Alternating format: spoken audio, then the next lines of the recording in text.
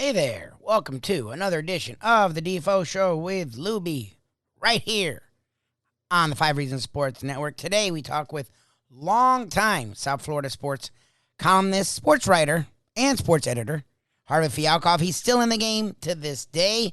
He, much like 5 Reasons founder Ethan Skolnick, has worked the gambit when it comes to South Florida newspaper, South Florida Rag. So it's a guy we like to talk to each and every week about the South Florida sports scene. Of course, this week we did touch on Super Bowl, LVI, Super Bowl 56.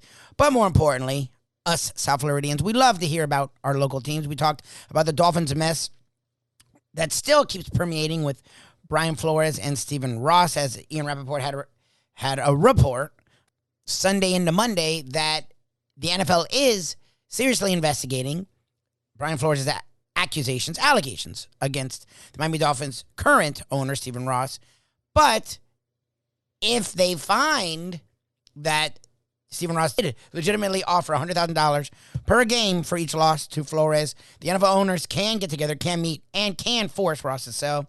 So we talked about that with Harvey. We talked about the Florida Panthers' quiet but really successful season and high hopes for a long playoff run for the Florida Panthers. We touched on that with Harvey. And also, of course, the franchise that's been the banner franchise for like 25, 26 years in South Florida, the Miami Heat, a team that through all the injuries, Erik Spoelstra, Coach Spo, always keeps chugging along.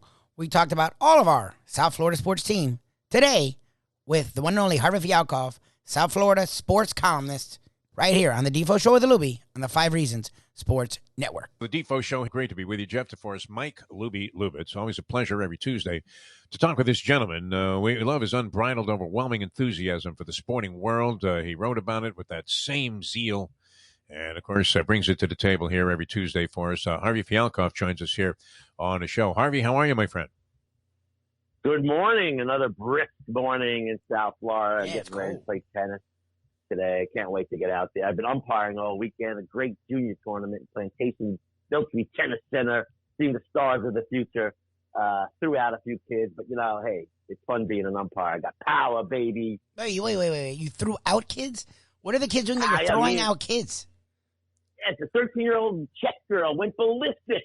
She didn't like my original call, and then the referee came out, and she screamed out, "What is wrong with all you American referees?"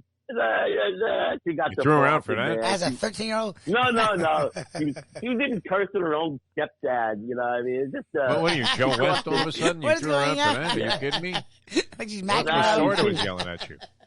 You got to teach these kids early, man, or else they'll turn into like Illy Nastasi, It'd be a little frightening. Were her parents there? I would assume she had some kind of parent and or guardian there, and maybe these Czechoslovakians, don't take that very lightly. That a Jewish kid from New York threw out their daughter when she was about to win a championship that would have led to riches. No, she's very good. She's 13, like 6 foot. She hits the heck out of the ball. Yeah, her stepdad and mother always sit by the court. They try to coach all the time. Even they turned their back on her, but she admitted that she crossed the net to check a ball mark, which they're not allowed to do according to USTA rules. The father would scream at her what a stupid move that was, and she called her dad a dumb butthole, basically. Nice. If you don't respect the dad, you're not going to respect the referee. Young Martina? I mean, what the heck was going on with this girl? No, I guess they have different rules in Europe where they allow more coaching and more exchange with umpires than they do in America. We can't let them get away with it, or else most of them are spoiled kids. They don't go to school. They just play tennis all day. They all think all these foreign dads and moms, they bring their kids over from Europe. They think they're going to be Sharapovas and Sonia Cannons, which have made it, but it's like 1 out of 1,000 that make it. They all think they're going to be the next superstars of tennis. So they just have to behave on the court. Tennis is all about etiquette and honesty and good line calling. Just don't get Ira Winderman involved. Yeah, I was going to say, is Winderman your opponent today? Because I've got a pair of opaque glasses that you can also use to make line calls. The Helen Keller of line calls. The rule is if you overrule a player 3 times on line calls, then they get a code violation for unsportsmanlike conduct. And that has occurred several times. Oh, yeah, it's got to be bitter out there. Are you kidding me? Now, were you afraid to start your car after you chucked this kid out of the tournament there in front of her Czechoslovakian parents who spoke no English, but were overheard saying in some kind of Czech dialect that it would be advisable that you have somebody else turn the ignition on? Hey, there's another dad who played NFL football. I don't want to bring up his name. He's got 3 daughters playing. He's very abusive to his daughters.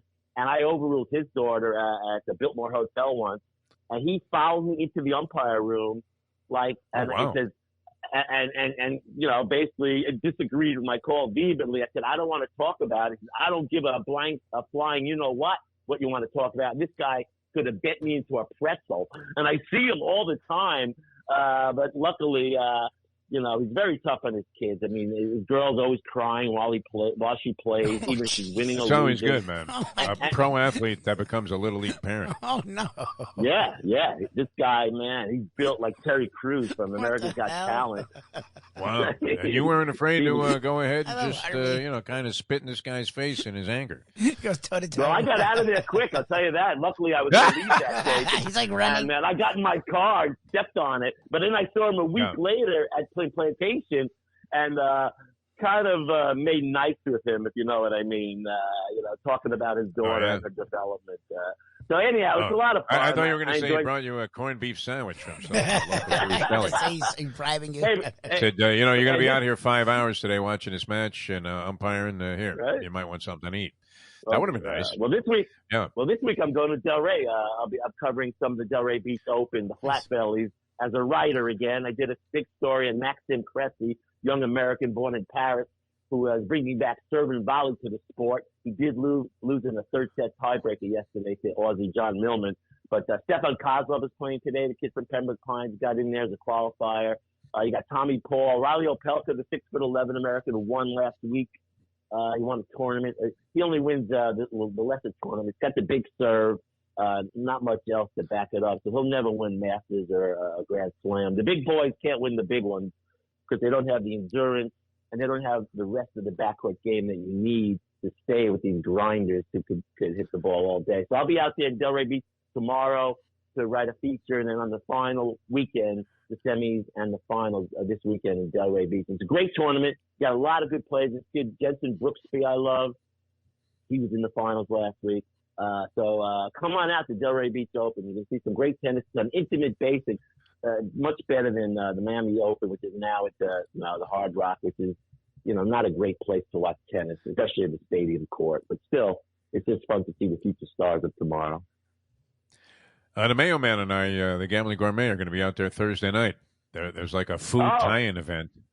Yeah, from a thing called the Red Meat Lovers Club. Oh, nice. And they're having meatballs and tennis balls gala, where people can sample all these different meatballs from different restaurants that are in a competition for who makes the best meatball. And then, of course, you also get tickets to the tennis matches that night, which you're right about that, Harvey. And I've said this when I was talking about it with Mayo on his Lunchbox radio show, that it's a great view. And even though these guys might not be the household names that the casual fan would be familiar with, I mean, when you watch these pros hit the ball, Harvey, you like to play just like I do. Of course, you're a lot better than I am, but nonetheless, I mean, watching these guys stripe shot after shot after shot, the defense, and then use finesse and the power, and it's really phenomenal to see it from that vantage point and see how well the game can actually be played and have guys make it look easy.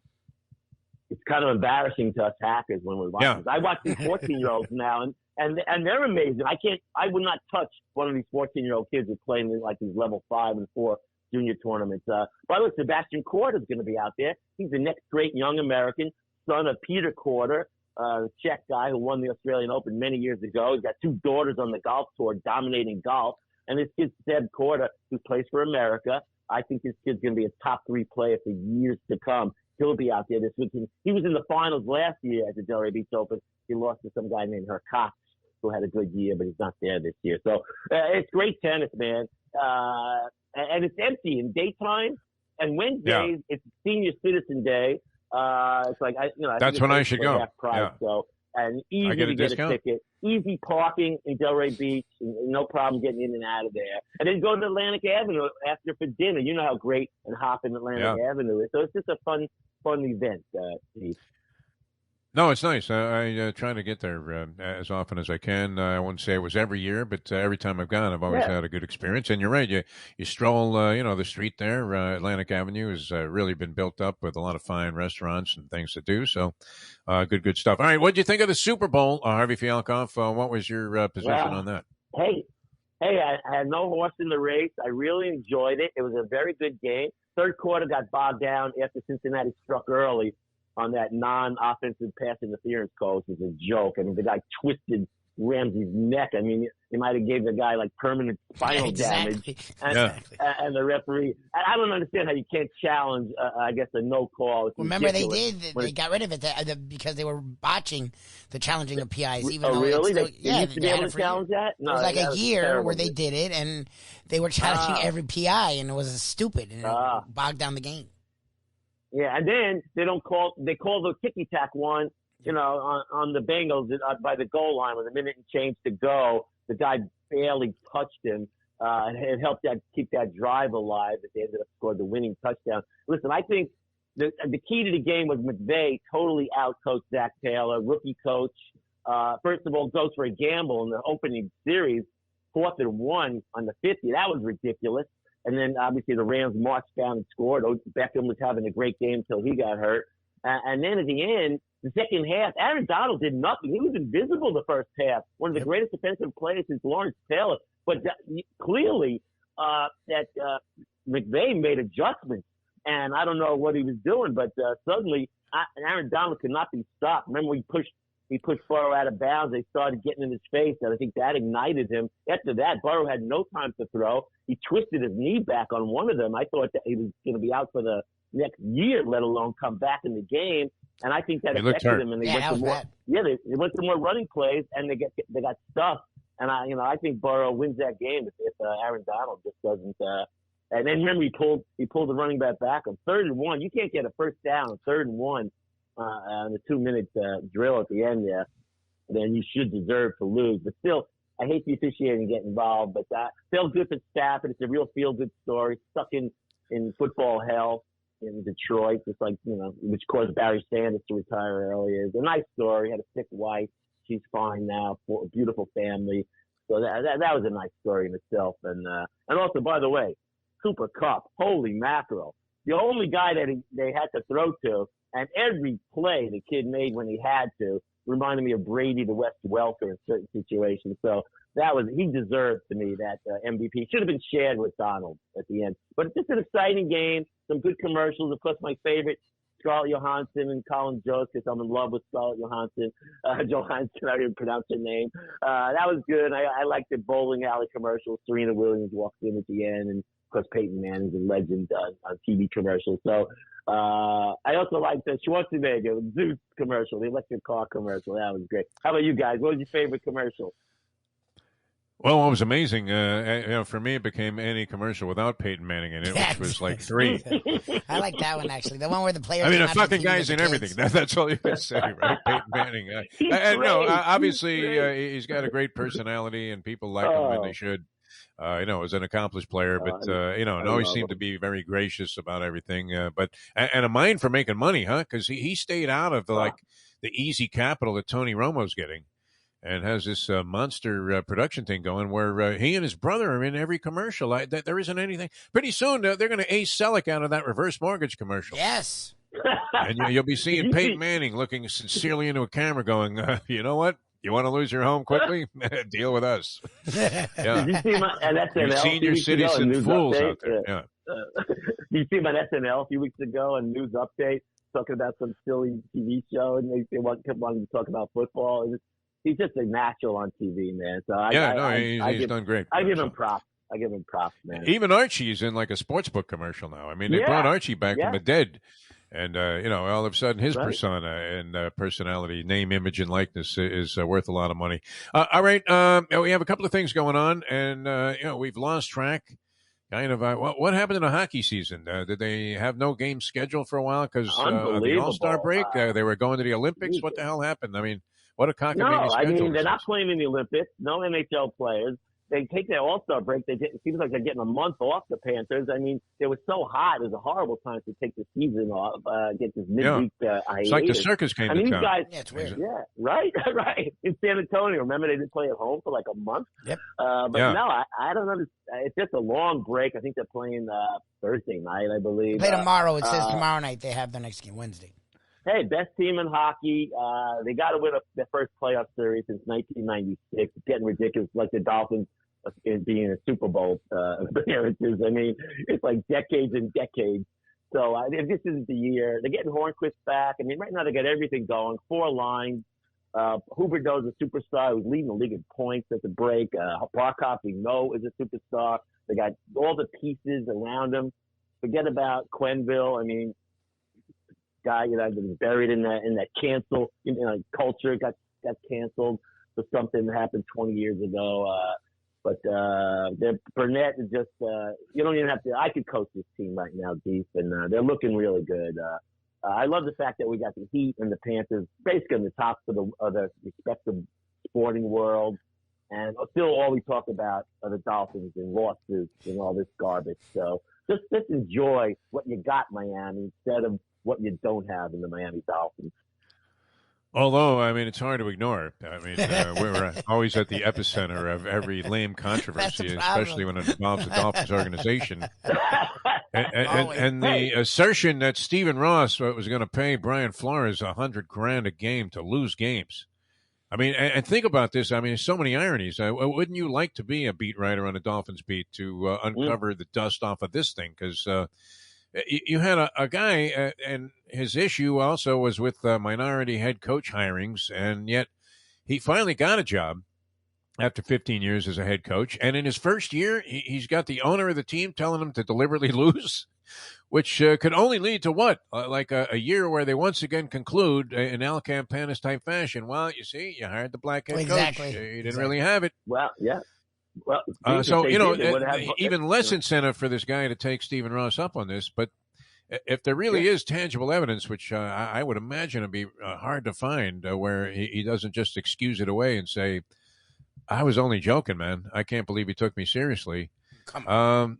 You better have it on tape. You better have it on tape, man. I mean, Michelle Kaufman wrote a great story on Ross the other day about his history and how he became rich and all that. And now everybody seems to respect the guy. I can't imagine him doing that. I mean, you better have it on tape or proof. And also, Mr. Ethical, why did Flores, tell everybody this happened when it occurred? Because obviously he didn't want to lose his job. But still, if you're really ethical, report it right away, at least to privately, so Ross would not, do it again. But that could have easily been the end of his career that he just got started. I mean, that's a tough one. He obviously responded by just being openly defiant about it, because he did win 5 games that year with a team of absolute NFL bag ladies. Yeah, Mark Fitzpatrick, the Magic Man. Well, that's the thing. He played Fitzpatrick. Bag ladies, as they said. He better play Rosen and gotten them. But a classy bag lady. This was one with a motorized shopping cart, but with Fitzpatrick. But I mean, the rest of them, they literally were picking up guys at the flea market. Yeah. They would have had Burrow. Yes, if he took the $100K, they would have had Joe Burrow, who I think is the next Joe Namath. I don't know if you saw that Joe Namath bit when he talked about Burrow, how Joe cool. I thought that was excellent. I thought Joe was great in that bit. But listen, guys. Hey, by the way, as far as Coach of the Year in the NBA, it's got to be the Bulls, man. Look, if it's not Spo, it's got to be Billy Donovan. Other than DeRozan, name another player on the Bulls. I mean, this guy, Billy Donovan, is doing a job. Chicago Bulls. Also, Bickerstaff on Cleveland. That's a pretty amazing job, also. But I love it the fact that these superstar teams with trios, like the Heat used to have, are all bombing out. Like the Nets and the Lakers. And to me, Kyrie Irving continues to be a cancer on the team. He single-handedly has destroyed that team's hopes this year, and they're probably years to come with his Djokovic-like anti-vaccine stance. And listen, I don't think Harden's the answer of Philadelphia. I know guys like Harden and Westbrook, they put up the stats, but they don't win because they're ball hogs. And then they don't depend on anyone else down the stretch. And obviously, and Westbrook is a choker. He never hit the clutch shot. triple-double. You could take a triple-double. Give me guys that move the ball around, like Jimmy Butler, who shares the ball and plays team basketball. And the ball movement is the key to success in the NBA, not individual statistics.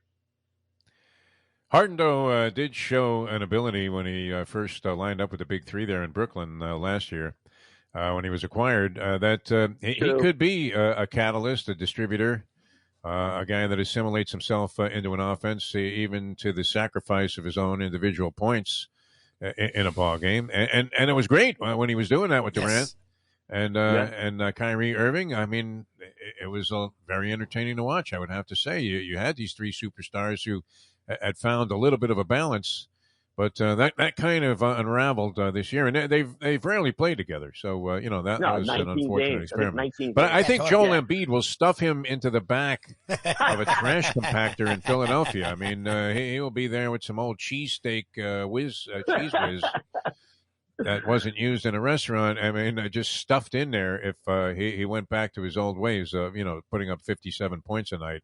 On 42 hey, they got shots. Maxey also. This guy Maxey on Philadelphia is just a dynamite ball player, and Embiid's having an MVP year. So listen, I hope Harden does assimilate onto that team. It could be scary for the Heat in the playoffs if they do meet up with the Sixers. But right now they are just cooking on all cylinders. Your Miami Heat. Spo is clearly a great coach. Injuries, COVID. Butler's out. Lowry's out for 2 weeks, personal reasons. It doesn't matter. You don't skip a beat with that guy. And look at the plays they developed. We talked about it before. Struess and Gabe Vincent. I think these guys could start in any team right now. And Dedmon was a great pickup. So, and they had the other young center, Yurt 7. So I just love watching this team. Anyone who's inserted seems to come through in the clutch for the ball club. So, I just hope it's another great season for the Heat. It's go advance far in the playoffs. As far as me being an all-around athlete, Steve, nobody made greater play. I was Brooks Robinson at third base. I was in basketball. I had a quick release. I was deadly from the outside. Maybe I need a little pick from my tall friends. I was a great ball handler, schoolyard ball player. I was like 5'3", 5'5". They called me a little big man with the big shot, big outside shot. Nice. So, I could see that. No, I mean, you definitely have athletic skills that go beyond the scope of, I mean, not necessarily you're in good shape, but, as a physical specimen, far from imposing in the 60s. And yet you definitely show signs of being a guy that was, an excellent athlete. No doubt about it, Harvey Fialkov. Played softball till in my 60s, and was still winning games. I played with my son's team in New York. They needed a player. All these flat-bellies, 30-year-olds, millennials. And I almost won the game single-handedly, but we lost it in the last inning, or else I would have been treated at a local bar that they was emblazoned on their shirts. But it was great to play with my son, 30-year-old, 60-year-old. That was a lot of fun. We played over in Harlem. Oh, no, it's always great if you can still do it. Yeah, it was a lot. I'm playing tennis with my son tonight, man. He runs me around like a jackrabbit, man. It's unbelievable. Isn't that great? I played. Yeah, right? Isn't that fantastic. Great playing the kids? Yeah, I love it. It's a ritual now. It's a Tuesday night ritual. All right, we have to run. Harvey Fialkov, always a pleasure, my friend.